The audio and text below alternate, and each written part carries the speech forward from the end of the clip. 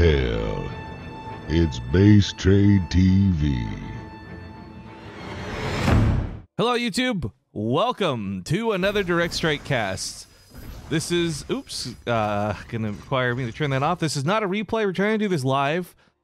And spawning here on the bottom left side of the map, we have the teammates comprised of the blue Protoss, Porphyrion, the yellow Zerg, Maple Leafs, and the orange Protoss, Bardino. To the top side, well, he's already sending some Marines out. We have Leoman repping Australia and Terran in this game. To the middle, we've got another Terran, Inferno. And last but not least, it's an all-Terran team with Tomfoolery. So Terran. Now, a lot of these guys insisted on playing random in the lobby, but I've started this YouTube video without a bad joke, so let's fix that. We should have known communism wouldn't work. There were so many red flags. Now, this is a particularly special video because I come here not just to watch some Direct Strike and have some fun action, but we have a cool announcement. Two of them, in fact. The first big one is that we are officially good to go on setting up a Direct Strike tournament. It'll be this format where it's regular mode, not commanders or anything. Oh, we've had a fast DT rush out of Bardino. This is such an annoying move when players rush tier 2 like this and force you to get detection. It is oftentimes very, very aggravating, and if you don't handle it quickly, it can cost you your cannon. So we'll keep an eye on this as I speak. But yes, I've secured some funding. We've got a couple $100 set up for prize money for the Direct Strike tournament. But then on top of this, our dear friends at Blizzard have provided us with about 10 or 15, I have to go back and count to be honest, but several premium codes. So people who compete in Direct Strike, finish top 8, might not get prize money, but your team could get the entire premium mode unlocked for free if they haven't already spent the $5 on it. So big shout out to Blizzard and thank you for helping us out with that. And we don't know when, where, or what yet for Direct Strike as regarding the tournament. We're still working those details out as there's a lot we do on Twitch involving 1v1. So we'll have to find some time free, maybe a weekend or something. Either way, if you are watching this video, YouTube tends to be a little bit delayed when it comes to announcements for content. This is the first time I'm ever using a YouTube video to announce something. So my big thing would be telling you to get on our Discord server, even if you don't ever plan to chat, even if you don't want to use voice comms, just for information, because I'll be using the announcements there and on Twitter once we have our final information for dates finalized. I'd love to have everybody come out and compete and play. Now, we're even going to set up a system where if you don't have 2 friends, you don't have a team, but you want to play, we're going to have an open lobby area where our admin will assign you with 2 other people who are in your same predicament. That way everybody gets a chance to play and we can have a lot of extra teams compete. And I think it'll be a lot of fun. So remember, there's going to be some real prize money involved as well as a couple of goodies too. So I hope to see all of you there. But the other big announcement as we continue to watch these battles in the middle of the map comes from the YouTube side of things. This will be our first ever monetized video in nearly 4 years of doing StarCraft 2. I don't want to get into the big long story of why that is, but it's a really big deal. For 4 years, we have not seen a cent come from YouTube. This will be our first ever video. I promise not to overdo it with the ads, guys. I know how obnoxious that could be on Twitch, and I know how obnoxious that could be on YouTube as well. So don't worry, not going to hit you with those ads. But that's some pretty big freaking news. We worked really hard for this. I also got to give a big shout out to Casually Explained. While we would have hit our watch time without him, we hit it so much faster. That game we cast of Casually Explained versus Wham is probably about 60% of our current watch time, and it sets us way over the threshold of what we need for monetization. So big shout out, big love to that guy. But okay, let's talk about what the players have been going for as we've been watching these battles in the middle. Looks like 1 gas down here for every player to the south team. 2 gases for Tom and 2 gases for Inferno. Kind of a greedy move. If you can get away with it unpunished, not a problem. But the idea is that your bunker's already a little low, your waves are a little weak, you're not controlling that middle income. It would probably be a lot more worthwhile just to push units. But this comes from a real basic perspective, because while I did introduce the players, I should explain that these are just friends and family and subs and people who enjoy watching the game. They are not hardcore Direct Strike players. I know that there's some of you out there. I've ran into a couple of you in some of my games. Everyone we've been doing with this through Base Trade TV is just really having some fun with the game and not taking it too hard. So I'm not going to over criticize gas taking versus not gas taking, but just providing some context to the players you're watching. Of course, This is really cool that we could get people together. I was worried that, you know, we're not streaming, it doesn't get the attention. Could we even get a lobby of 6 people? But good old Discord helped make that happen. Now, I guess, you know, we know that the whole top team is Terran, and the whole bottom team almost is Protoss. We do have Zerg in the middle. Banelings will be really good at clearing out some of these waves. There are some meme builds I'm sure many of you who are fans of Direct Strike have seen before, where you just go pure Baneling. I'm not sure if that's what Maple Leaf's plan is going to be. He's mixing some Hydras though, so perhaps not quite the case. Either way, if he can just clear his wave, that's mission accomplished. Take that middle income and control over your opponent who has taken all these gases this early. I should also note that the unit tab over here is going to be a little awkward to watch too. It's an ideal representation of what they have in their base, but the players who spawn also spawn all those units, so you're going to see double numbers for any of the live waves. Like, for example, Leoman doesn't have 8 Marauders, he's got 4. But 4 spawn at a time, will 4 sit in his base. Either way, Disruptors out of Porphyrion are not looking too bad. I've had mixed feelings about Disruptors, mostly because I constantly die to them! But otherwise, they seem to be pretty good. Unfortunately, they rarely seem to get a second shot off in a lot of these instances, so they are just kind of big boy Banelings in that regard. These Banelings don't quite make it to Inferno's wave, the Roaches do. But it's not good for this team, losing that momentum to people who took these gases. 3rd gas taken here very quickly out of tomfoolery. A very greedy move, but as long as this team is pushing that bunker, well, in this case, the cannon, then it's not such a bad move. And in fact, oh, this is going to get so close. No way! That cannon's on 2 HP! No way!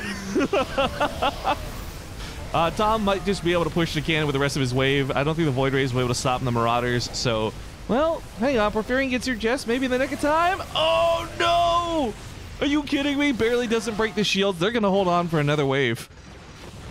I am having stress stomach aches for the players right now. But Disruptor shots go out, paired up with a Storm. It's a lot of area of effect damage, and it looks like it will whittle the army down, I think low enough that at the very least the cannon should be able to execute them before it gets executed itself. And of course, the wave of Banelings here to wash things off. Looks good initially, but they're cleaning up the leftover wave, not the brand new wave. Also, Inferno, gotta say I love this. He knows he's fighting Banelings. He's been consistently fighting Banelings, so he's organized his wave to have the Marauders on the front line. This is going to allow them to get the cannon without a doubt. Bardino's composition's a little bit of a mishmash of the kitchen sink, a little bit of everything. Started with some DTs, followed up with some Void Rays. I don't know that I love it, but I don't know that I hate it either. It just is, it's Bardino is what it is. But yeah, this is a pretty important detail for any of those who are not super familiar with Direct Strike. You can actually move your units in the base, and it changes the formation of where they spawn. So if you, like me, like to put all your Marines on the front lines and then realize Storms and Banelings are killing you, moving your Marines to the back lines can make a huge difference in the effectiveness of your wave. Also, all these leftover medevacs are kind of funny as they continue to just contribute to the follow-up waves, but they're all going to be despawning here soon. Hell, if they eat a feedback, though, or some storm damage, that's always nice, but... yeah, the ground army is just being wiped out by the Banelings. The problem is, though, again, Maple Leafs is doing a great job wiping out the wave, but it's a wave behind, not his actual wave. So that momentum shift still favors the top team pretty good, not to mention they've got those gases on top of that middle income, on top of the bunker going down, so money, money, money for the top team, while team bottom struggles. And I think when you watch some of the momentum shift in this game, a lot of it comes from the other team takes all their gases, so they're producing less for a few waves, and that's where you start getting some pushback, and that's ideally where you get the cannon. The only other time you're going to start seeing this momentum shift back, I feel, is with the aid of this Nexus helping clear out the waves. Just barely outside the range of it for this one's unfortunate, but those Disruptor shots out of Porphyrion look fantastic as they take out the Marauders for tomfoolery. The Stalkers, of course, will waste some time killing the medevacs until Red's wave gets here. The beauty, though, is by being so far back, well, not going to work here precisely, but you've got a better chance that caster units get their second abilities off. Templar might actually regenerate enough energy to get another Storm. Disruptors might have the cooldown to get another shot off. It didn't happen here, but you were pushed back to your maximum limit, taking that Nexus into the fight. Nexus hits for a pretty good chunk, too, by the way. 70 a shot, like 3 times a second. It's not area of effect damage, but it certainly helps deal with individuals in that wave. There's a lot of Marauders and Marines, though. I mean, Inferno's been laying it on thick. There's that Storm and some of that area of effect damage coming out of the Disruptors from Bardino. Not quite going to be enough. The DTs also get killed as the Raven's still in play. I don't think the Nexus will die to this. It'll take out a lot of these units. There's some Colossus. Oh, I like the Colossus, actually. While the disruptor shots are certainly one-hit wonders and do amazing damage, that's it though. The Colossus is a little bit more consistent and can add some extra to clean up, and that's cool to see. We also have a battlecruiser that got popped out of tomfoolery as he pushed out 2-3. Not a terrible thing considering there's not too many stalkers, but as you just witnessed, a very few amount of stalkers was more than enough to take out that battlecruiser. As a Terran player, it's rough because honestly, anyone who's played this knows that one battlecruiser, two battlecruisers are usually not that impressive. It's when you start hitting numbers of like 3 or 4 and you're popping out Yamatas left and right that the battlecruisers start looking a little bit more worthwhile. So Tom's going to be on 2 for now. He does have Yamato research. That'll help take care of those corruptors that are in the sky. Not to mention, it's really great that Inferno's got these leftovers. As you can see, the Marines just kind of hang back and kill some of the Phoenix, kill some of the corruptors. Today I learned you can caustic spray a missile, or what do you even call it? The turret from the Raven. I have never seen anyone consider doing that before. It certainly isn't effective, but it gets the job done in Direct Strike, I guess. Auto turret. Da-doy. And it sounded like that Netflix sound. Da-dong. Don't copy strike me, please. Not on our first video back, because I made a little bit of a Netflix sound. Tom's battlecruisers continue to go mostly uncontested. The soccer count, as pointed out before, fairly low. It did deal with the 1-1, but 2 is proving to be a little bit too difficult. Corruptors should be able to handle this. More Banelings crash into those Hellbats, though, as they push on through. There's enough left over to take out the tank. The problem is, the Banshees actually killed most of the Lurkers, so there's nothing really left. The Roaches are nothing.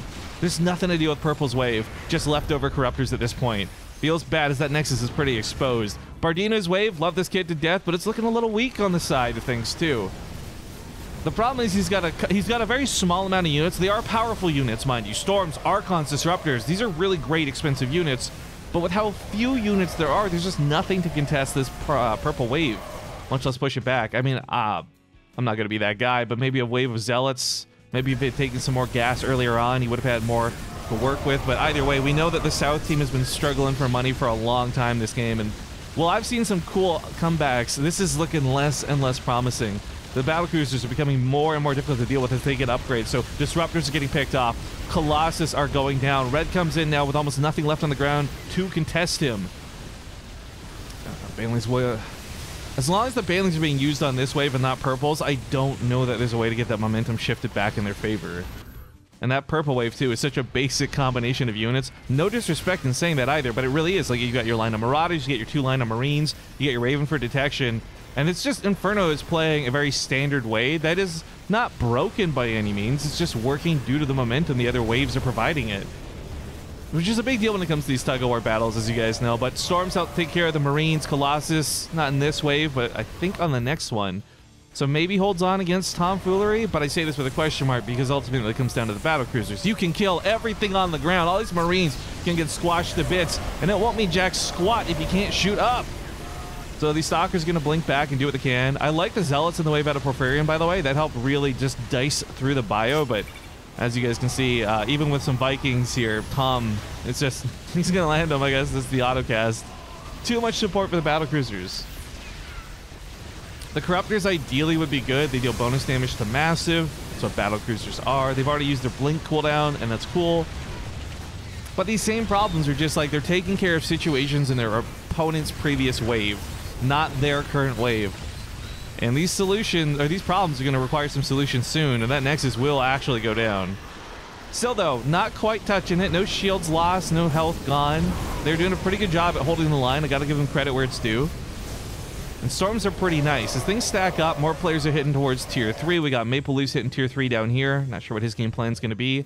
Gas is just all around low, so money's just not here for the Southern team. Meanwhile, these guys are on 4 gases, 3 gases, 4 gases. Income graph. Oh, right, there's no income graph for Direct Strike. But income tab, hey, it kind of works. It really just highlights the power of the top team. They're sitting here in the 600s, whereas the bottom team is barely in the low 500s. This means like about once a minute, I would say the top team gets a half of a unit for free. Unless they're building something cheap like a stock Armoring. But they get like a free unit essentially every couple minutes over the bottom team. That's why I think the dynamic of these two is so interesting to me. Because there is so much splash damage in the bottom team, it's kind of helping, for the time being, nullify that unit advantage. At some point, though, there's just going to be too many units for all the Banelings to deal with. Too many units to eat all the Storms. I do like the Guardian Shields out of Bardino. It is reducing a lot of the incoming damage from his opponent. Inferno is on 3-3 for upgrades. Whoa. Okay, if you hit the upgrades tab, it is going to explode. And I guess this is not meant for this particular UI, so we'll hide that. Another big wave of Vikings to support this. Tempests are not a bad choice, actually. They are going to be specifically great at sniping off the battlecruisers, but not necessarily taking dogfights to the Vikings. But, oh, this works out kind of well in his favor. The Vikings get baited over to the Nexus, and the Nexus has the damage to kill the Vikings, which means these Tempests should make it through to the next wave. And if they do, not only will they help kill the battlecruisers, it's continued momentum paying it forward.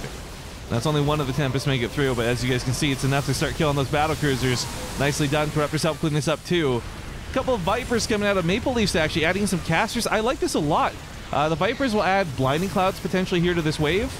And if these Marines can't shoot, well, then they can't fight. But, oh, the EMP hits the Vipers. So no casting happening here. Another EMP lands on the Tempest. Totally unnecessary, of course, as it was pretty much already dead. But it will remove shields. Storms go down.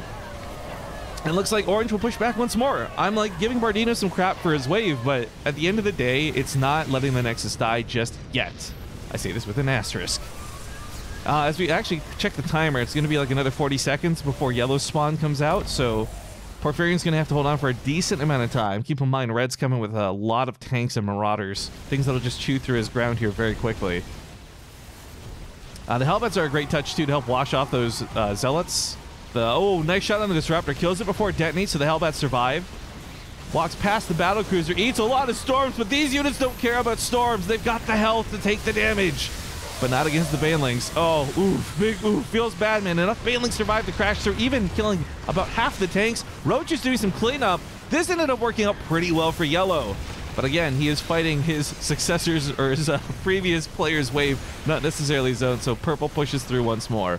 But Purple pushes through into Storms and Void Rays and Archons and a hell of a lot of Guardian Shields. I mean, Bardino, I feel like at this point you might have just a few too many sentries, a few too many shields. But it is blanketing his entire army, so that's 2 less damage coming in from all sources. It's a nice ability and helps out with things like Marines that attack very fast but don't hit very hard. Same with battlecruisers, actually. Guardian Shield would reduce battlecruiser damage quite significantly. He's hit for 11.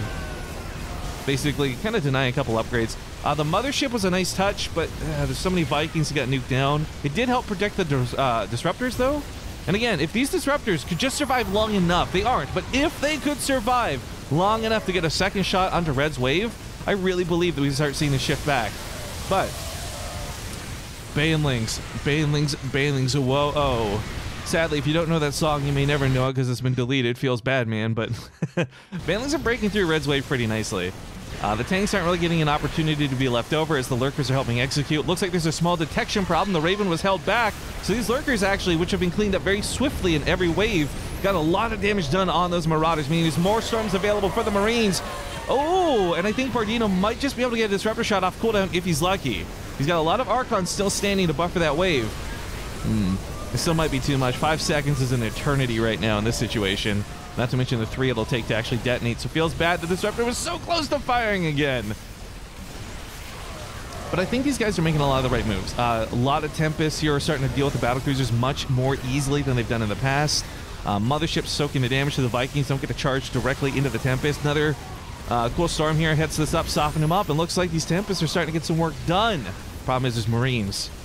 There's more battlecruisers. The Tempests are not attacking very fast, so they're not going to clean this up very quick. But the fact that 3 survive is finally some momentum carrying over into the next wave. They probably will still die to the Marines by the glance of things, if not the Vikings. The Corruptors will buy a little bit of time for them, actually, funny enough. But EMP's hit an already out of energy and out of shields Tempest. They don't have energy. And the perpetual battle that is this tug-of-war continues on. This is one of those games that really feels like it should have ended a long time ago. The bottom teams had one of their players, Porphyrian, continue producing some gas behind this as he's got some very expensive units. Maple Leafs still on 2 gases, and of course poor Bardino on 1. Bardino's actually played a lot of Direct Strike. Maybe he hasn't played a lot of long games because a lot of the games we play on stream he ends up killing me, which takes less than 20 minutes sometimes. Feels terrible, man. I don't know what it is. I can beat everybody else in our stupid community except Bardino. When he's on the other team, I just always seem to lose. Bad luck.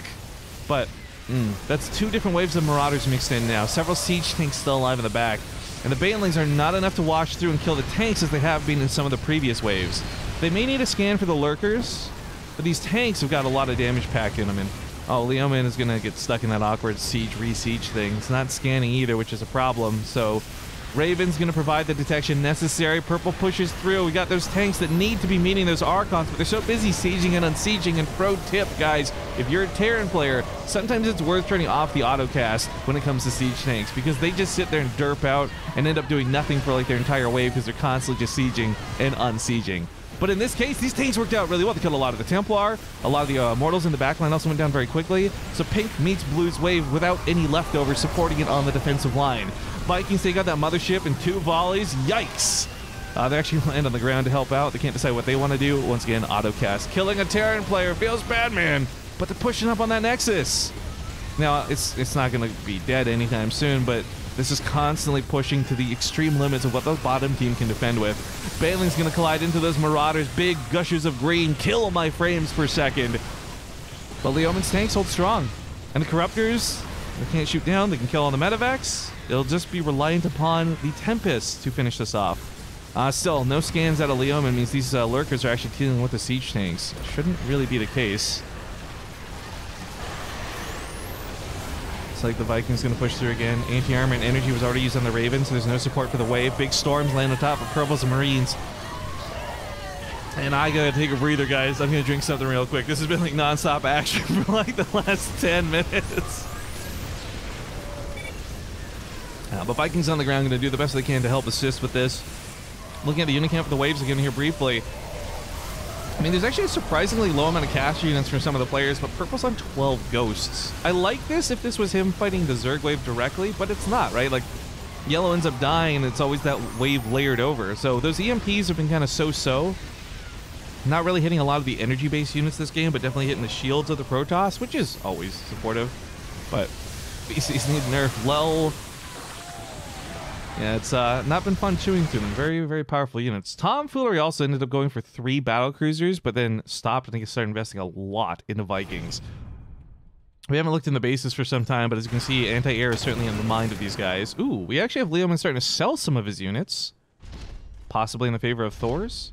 Thors are actually really powerful versus Protoss if done correctly. They're anti-armor, not anti-armor, excuse me. The single target that does bonus damage to units is going to be really good and beneficial against things like the Tempests. I'm starting to lag. Feels bad, man. Uh-oh. We're on the Nexus now, boys. Shields get taken down to about half. Zalt's going to charge forward. More of these Vikings landing on the ground to help soak some of the shots. I mean, there's nothing really to shoot but that mothership. If they dive past, they'll probably get shot by the Nexus. Yeah, that's exactly what's happening here. But the tanks can sit up outside range of the Nexus and get some shots in. However, Leoman's wave does despawn as his new wave is arriving. His new wave is arriving somewhat uncontested. We got those Banelings once again, which are always going to continue to be a problem. 4 Thors in this case are not in the right transformation mode, so they're not going to be dealing bonus damage to anybody in this case, but they do soak up the Banelings, and maybe that alone is mission accomplished. Lurkers advance forward too, and these tanks are going to take a long time to clean up with all the Tempests firing so dang slowly. But once again, Leoman not scanning. It makes me want to go in all chat. It's screaming internally like, just scan. It's 25 minerals. If you kill those Lurkers, your tanks don't die so quickly. Ah! God, there's so many Vikings in play. Everyone's going to take it to check. Whoa, I did not realize Yellow at this point has 103 Banelings. Now when that wave spawns, that's going to be really laggy. But as long as it breaks through as it has been, same way with the Disruptors, same way with the Storms, it'll be okay. But this is why I'm starting to really like the swap over out of Leoman to start getting some Thors out. Not only is it the single target anti-air I had referenced before, but it is more importantly the fact that they're a lot more durable. They're not going to take so much and die to this area of effect damage that has been slaughtering the Marines and the Marauders. In fact, it looks like he has completely replaced his Biowave at this point. It is pretty much all Thors.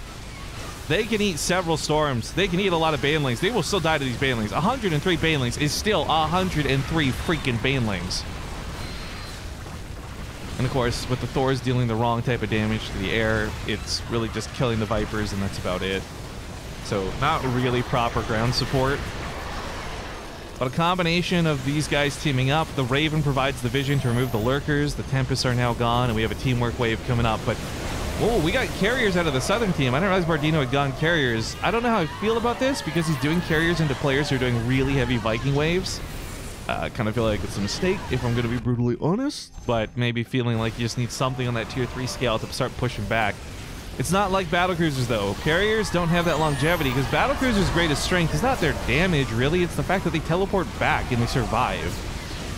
Same kind of logic applies to early game Blink Stalkers. I'm sure most people in Direct Strike have played that game where that one guy just went only Stalkers and won, and it was so frustrating.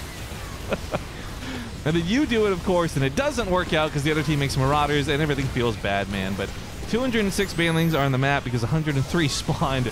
Oh my god, these Thors, they're taking the hits like champs. Looks a lot better this time around. And I guess maybe, I don't know if it's that Leoman isn't aware of how this works, but just for those who aren't, if you're using your builder tab, or hell, once the units are actually in play, you can actually transform them into their other mode. You don't have to deal with them as is. And their other mode does so much more damage. It has like 11 range too, so it's much further back that they can shoot safely and snipe things like Tempests, so things like the carriers. But oh my god, this Viking wave is good. There's so many ghosts underneath this too for support. I mean, EMPs have just been stripping the shields away. Fun fact, you can EMP buildings. Not that it's going to matter. It looks like the shields are just going to break anyways at this rate. New wave of battlecruisers come in, and Tom's battlecruisers' longevity have been proven out really well. He's also built so many more while this went on. In fact, he's sitting there on about, what is that, 8 battlecruisers? It doubles per wave, so it's got to take half away, but Yamato Cannon's going to let fly. There's a really cheesy tactic some of you may have experienced, but if you want to know a quick little cool tip, you can do some micro in this game, right? You can control some things, not a lot of things. Like, you can kind of control where an auto turret goes down if you want, but not what it attacks. However, with battlecruisers, they very uniquely do two things. One is attack the ground while moving. Whoa, that abduction, that Thor. A lot of things bugging out here. But a tactic you can do is if you get to about here-ish on the field with your battlecruisers, and you've disabled auto-teleport and auto-Yamato, you can actually teleport on top of the Nexus and just focus fire Yamatos onto the Nexus. It's a really cheesy way to end games, but that's how we won our Twitch Rivals match with Nathanius, pulling off that exact tactic. In fact, it was the first time I had ever seen anyone do it, and I was like, dude, this is gross. But it works. However, whether Terran is OP or not, and I guess let me know in the comment section down below which race you guys think is the most OP for Direct Strike. They are having such a hard time. This game, I want to really just highlight, for nearly 20 of these 27 minutes, it has been fighting right here, right outside the range of the Nexus, not quite pushing in, not quite having enough to kill the wave that's left over due to the range of these Tempests, which has been so annoying to deal with. But yeah, battlecruisers going to be attacking that Nexus directly, teleporting some away. Shields are finally gone, broken. They'll regenerate over time, but brought down to 1789. We finally have progress on the health of the dang Nexus. Those Thors also finally soaking that Baneling wave fully and entirely without dying. These abducts are kind of cute because it's bringing things closer, but I do want to note that Leoman has finally transformed his Thors at this point, so they are dealing significant more damage to things like these Tempests, and those abducts actually just help if nothing else. What is the actual damage ratio in these things? 64 versus massive, 55 versus armored, and of course 11 range. Vikings are pretty good, don't get me wrong, but those Thors are just beast moding it up, and I think the best thing is, of course, they're soaking the Banelings. There's a comical amount of Banelings out of yellow. But here we go once again. Yamato's let fly. No micro out of Tom. Maybe he doesn't know about this special trick, but this game could have been over with this wave, I guarantee it. It still might be, though. The battlecruiser auto attacks are looking fantastic, and I think we've got it, ladies and gentlemen. Team Top, a.k.a. combination of Inferno, Tomfoolery, and Leoman. Aussie, Aussie, Aussie, oi, oi, oi. Are going to be your victors. Undefeated, he shouts. Thank you all for watching. Like I said, let me know what race you think is the most broken for Direct Strike in the comments down below. Make sure you like the video if you want to see more Direct Strike casting. And of course, keep your eyes out or open, your ears open. I've completely messed up this saying. Look, what I'm saying is go to our Discord server so you keep up-to-date news about the upcoming Direct Strike tournament. Real cash prize, as well as codes for premium. There's going to be a lot of fun stuff, and we're going to be doing that all live on Twitch. So again, I don't know when that's happening yet, but we've secured pricing. We've got an admin set up to organize. We just have to find a date and a time. So thank you so much for watching, everybody, and hopefully the ads weren't too abusive. Again, it's our first monetized video, yay, in like 4 years. So the probably 32 cents I make from this over the next 2 weeks is really appreciated, folks. So take care, and I'll see you for the next video.